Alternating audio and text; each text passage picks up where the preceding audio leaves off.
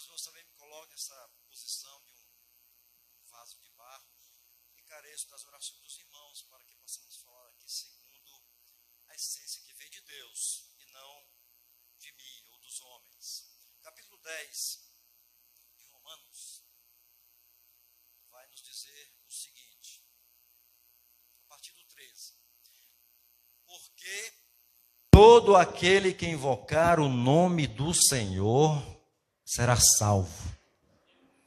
Como, porém, invocarão aquele em quem não creram? E como crerão naquele de quem nada ouviram? E como ouvirão se não há quem pregue? Como pregarão se não forem enviados? Como está escrito, quão formosos os pés do que anunciam coisas boas. Pai bendito, nós suplicamos a tua bênção. Oramos mais uma vez, pela tua graça, Pai, que a tua palavra venha fluir para esta igreja, Pai, para nós possamos crescer em graça e conhecimento do Senhor Jesus esta noite, no nome de Jesus. Amém. Vamos só desligar esse ventilador.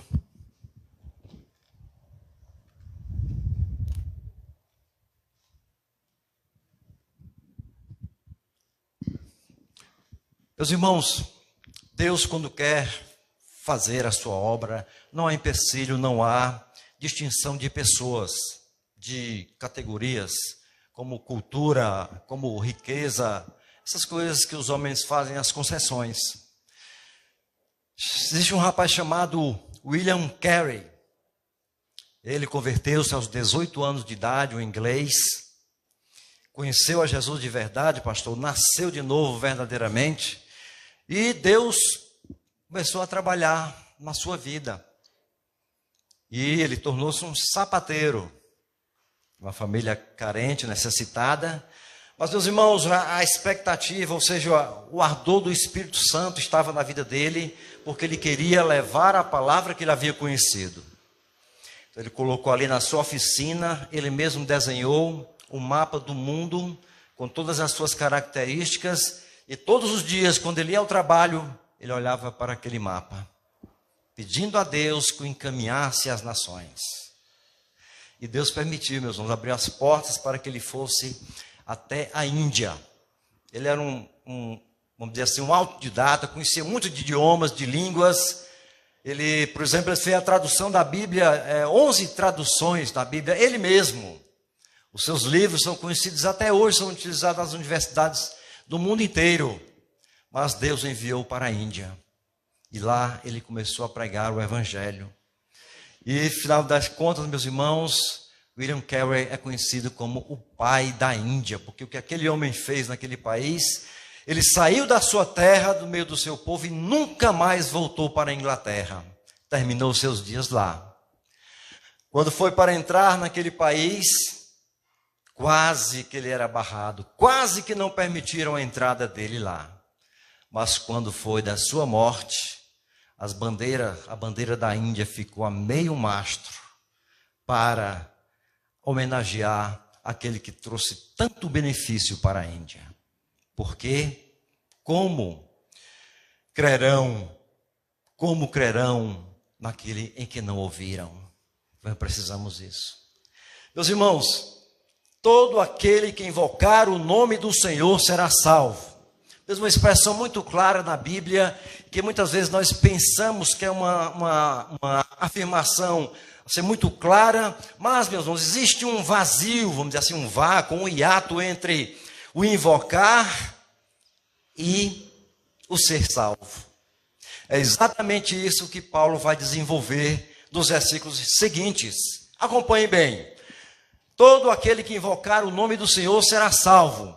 Esta é a grande verdade bíblica. Todos os irmãos que fizeram isso aqui alcançaram a salvação em Cristo Jesus. Mas vejam bem, como, porém, invocarão aquele que não creram? Então, o primeiro espaço a ser preenchido. Como a pessoa vai invocar alguém que não crê? Ou seja, que não acredita? O crer aqui, meus irmãos, é estabelecer confiança.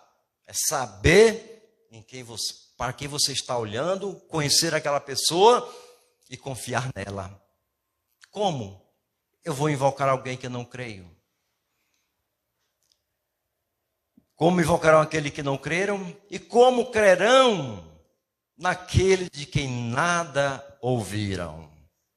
Imagine, meus irmãos, se a cidade de Arco Verde nunca tivesse ouvido o Evangelho, desde a sua fundação.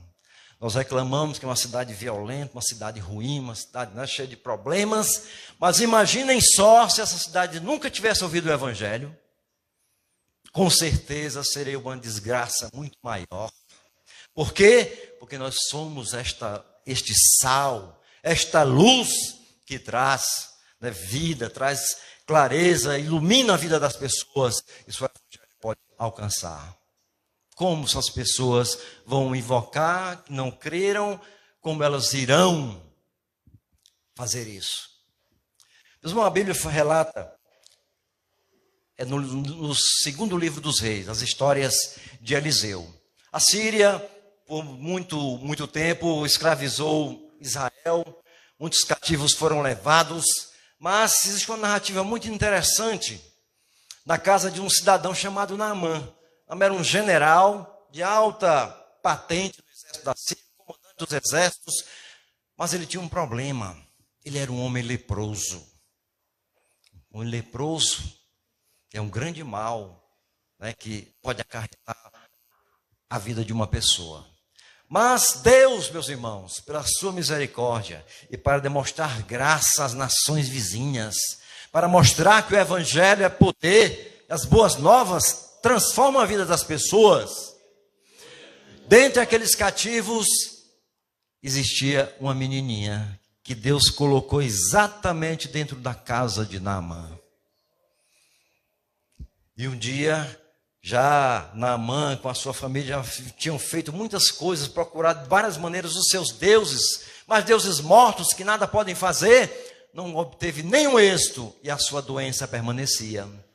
Mas chega um dia, meus irmãos, aquela menininha, aquela representante de Deus ali, ela diz: olha, se o meu Senhor estivesse diante do profeta que está em Samaria, certamente ele ficaria curado da sua enfermidade. Meus irmãos, Naamã ouviu a palavra. E a fé vem pelo ouvir e ouvir a palavra de Deus. Não vem de ouvir promessas, não vem de filosofias, não.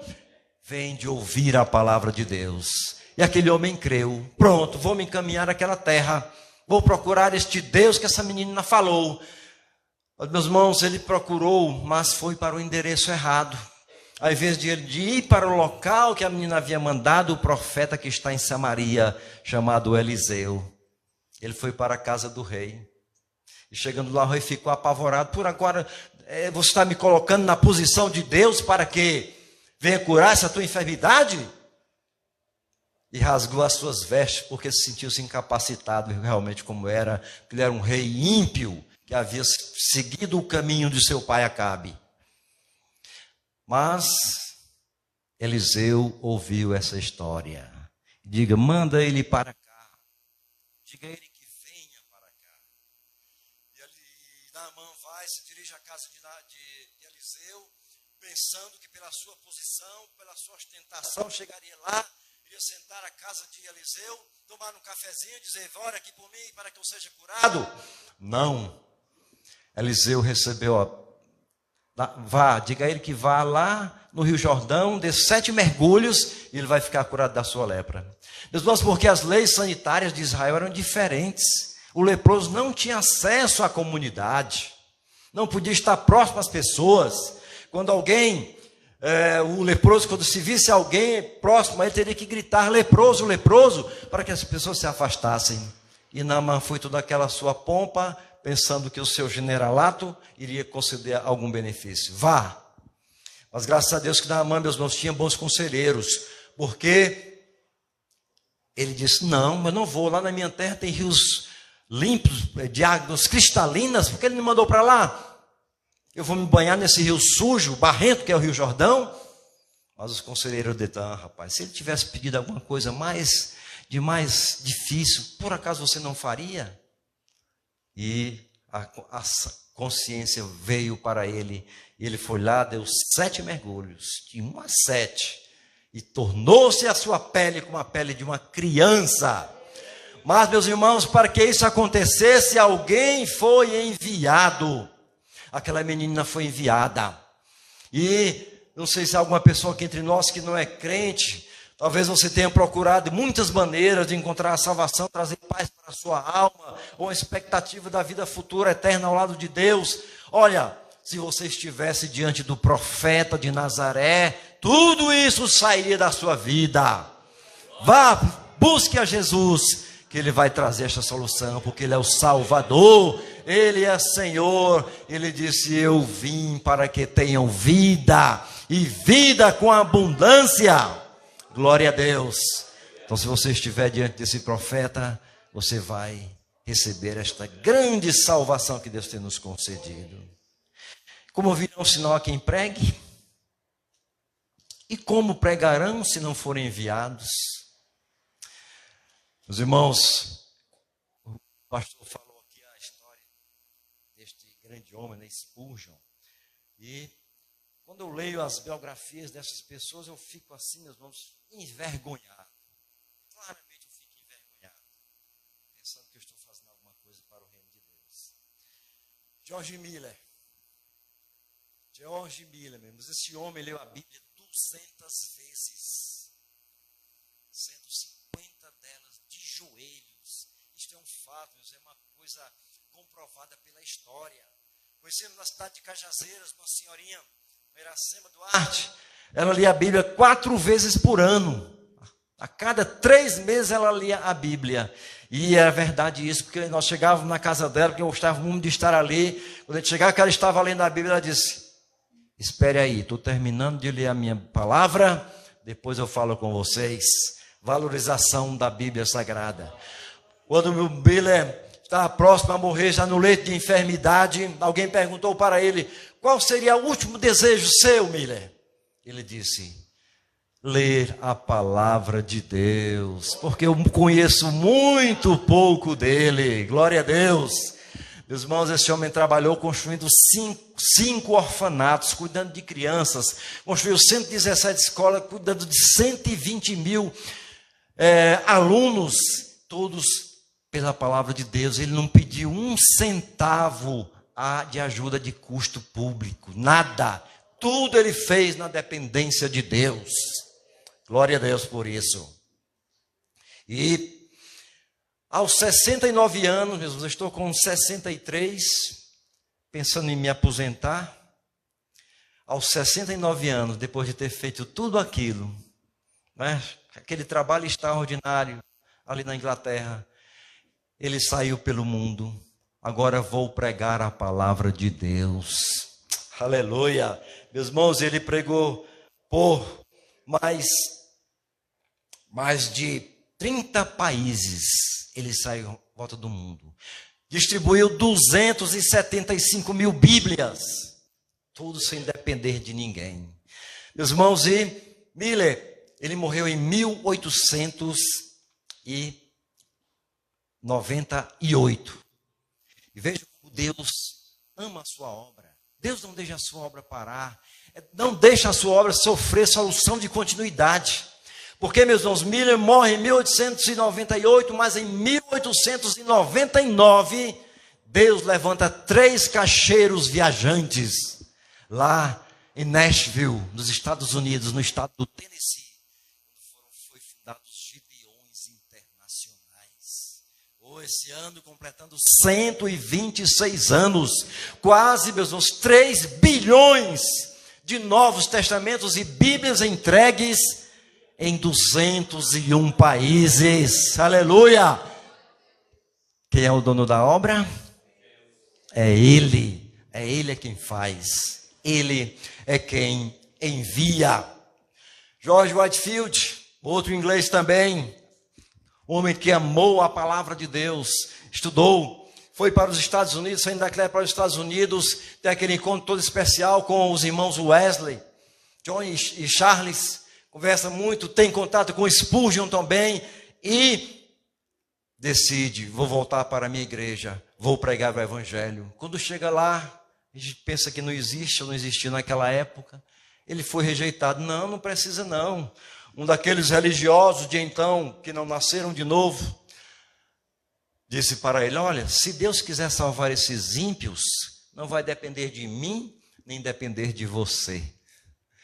Lê do engano, meus irmãos. Nós é que somos enviados. A quem Jesus disse: ide por todo mundo pregar o evangelho? Foi aos anjos? Não foi. Foi aos profissionais? Não foi a mim, foi a você. Se eu não faço isso, eu sou um rebelde, sou um desobediente. Meus irmãos, Whitefield é considerado o príncipe dos pregadores ao ar livre, porque saiu pelo mundo pregando a palavra de Deus. Os relatos históricos contam que na Escócia ele pregou para 100 mil pessoas, uma grande plateia, e 10 mil pessoas levantaram as suas mãos, dizendo que queriam a Cristo Jesus. Porque como eles ouvirão? Como eles crerão se eles não ouvirem a palavra de Deus? Então, meus irmãos, nós somos esses enviados. Nós fazemos parte disso.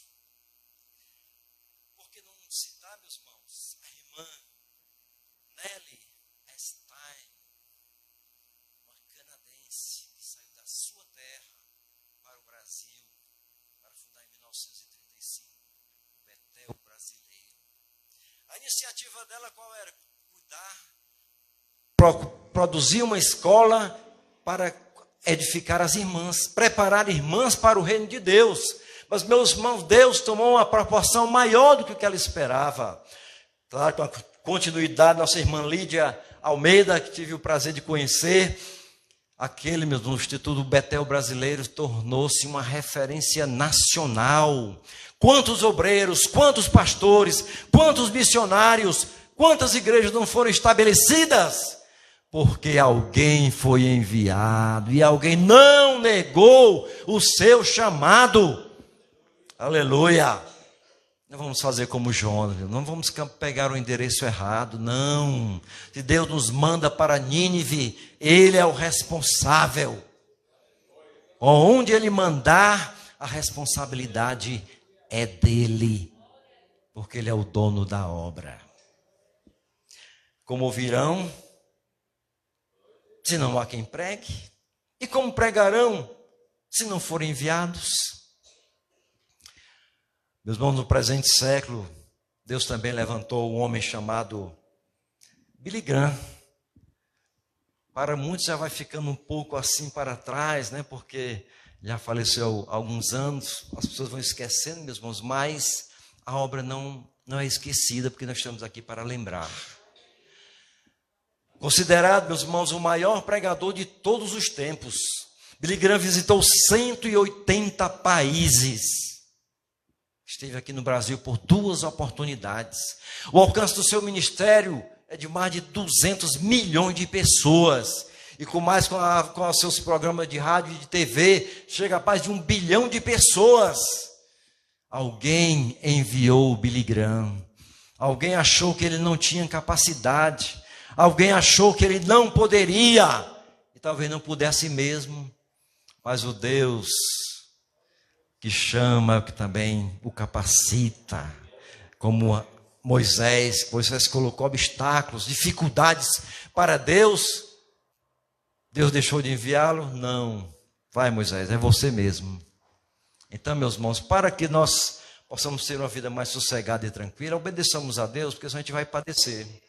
Vai para o porão do navio, vai ser lançado no mar, vai passar 3 dias no ventre, na opressão, na escuridão, nas trevas, porque não quis obedecer à palavra de Deus. Então, se Ele chama, faça isso, o acompanhe. Glória a Deus, porque, meus irmãos, é desta maneira que acontece. Precisamos ouvir a palavra de Deus. Não há algo superior, meus irmãos, nesta terra. Não há algo superior nesta vida, senão a palavra de Deus. Ora, o salmista diz que essa palavra é capaz de levantar quem está na coxia, de erguer do monturo o necessitado e colocá-lo no lugar de um príncipe. E não é isso mesmo que acontece? Diz Paulo que nós fomos abençoados com todas as bênçãos celestiais em Cristo Jesus e estamos assentados nos lugares celestiais. E por que não desfrutamos disso, meus? Por que não desfrutarmos disso? Porque sabemos dessa história toda, desta verdade extraordinária, e ficarmos calados, não divulgarmos para outras pessoas. Lembre-se disso, que você pode, ao levar a mensagem do Evangelho, a mensagem não é sua, a mensagem não é minha, a mensagem é de Deus, e é por isso que ela é eficaz.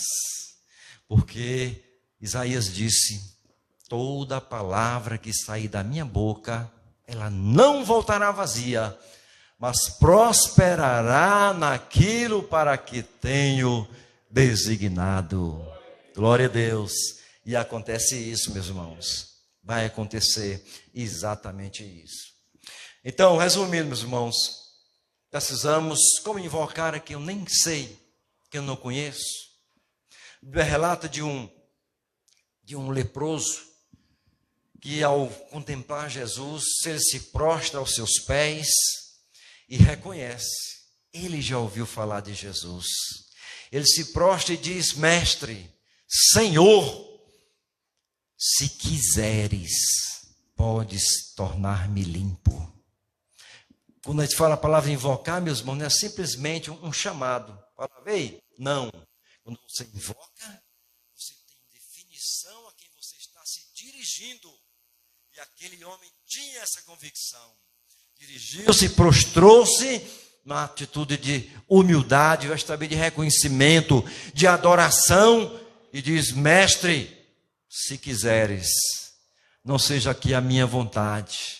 Eu não vou determinar que o Senhor faça isso, não. Eu não vou determinar, não. Mas se o Senhor quiseres, o Senhor pode fazer. E Jesus, meus irmãos, imediatamente, vendo a fé daquele homem, aquela manifestação extraordinária, simplesmente toca nele e disse: quero ser limpo. Glória a Deus. E aquele homem ficou com a sua pele novinha em folha. Glória a Deus. Então, meus, isso é o poder da palavra de Deus. Essa palavra que nós anunciamos, esta palavra é poderosa para transformar a vida das pessoas. Não é à toa que o verbo se fez carne. O que é o verbo? A palavra. A palavra se tornou carne. E vimos, como João diz, vimos a sua glória, como a glória do unigênito do Pai, cheio de graça e de verdade. E eles usufruíram disso. E nós precisamos, meus irmãos, também confiar nesta palavra de Deus. São 5 verbos, todos bem conectados: invocar, crer, ouvir, pregar, enviar. Todos estão relacionados uns aos outros. Como invocar, se eu não creio? Como crer, se não ouço? Não. Como vou ouvir, se não há quem pregue? Como pregar, se ninguém foi enviado? Então, que Deus nos ajude. E Paulo, meus irmãos, para finalizarmos, ele diz: como vão ser os pés daqueles que anunciam coisas boas? Será que são pés feridos? Será que são pés tristes? Pés que se lamentam? Pés que se murmuram? Portanto, que pregaram o Evangelho? Será que são pés assim? Mas ele diz, usando as palavras de Isaías: quão formosos os pés que anunciam coisas boas. Aleluia! Quão formosos são esses pés, meus irmãos. Porque quando você está caminhando, está anunciando a palavra de Deus, você vai levando vida para o mundo, você vai levando luz para o mundo, você vai levando pão para o mundo, vai levando água, essas coisas maravilhosas. Então, para onde estão caminhando os meus pés? Será que eu caminho para a universidade ou para o meu trabalho só para a minha satisfação, trazer crescimento intelectual ou trazer um mantimento para a minha casa? Para onde estão caminhando os seus pés? Os seus pés estão sendo formosos, levando a palavra de Deus? Ou você está caminhando para lugares estranhos, seguindo o caminho dos pecadores, assentando na roda dos escarnecedores? Não deixe que os seus pés façam isso. Deixe que os seus pés sejam formosos. Aleluia. Quão formosos são os pés dos que anunciam coisas boas. Então, meus irmãos, que Deus nos ajude, Deus nos conceda graça, possamos perseverar e estarmos aguardando, meus irmãos, que nós vamos pregar o evangelho aqui não é para a vida inteira, não. Jesus disse: eu voltarei. Eu voltarei. Onde eu for e vos preparar lugar, virei outra vez e vos levarei para mim mesmo, para que aonde eu estou, estejais vós também. Aleluia. Isso é o que nós esperamos. Deus nos abençoe. Amém.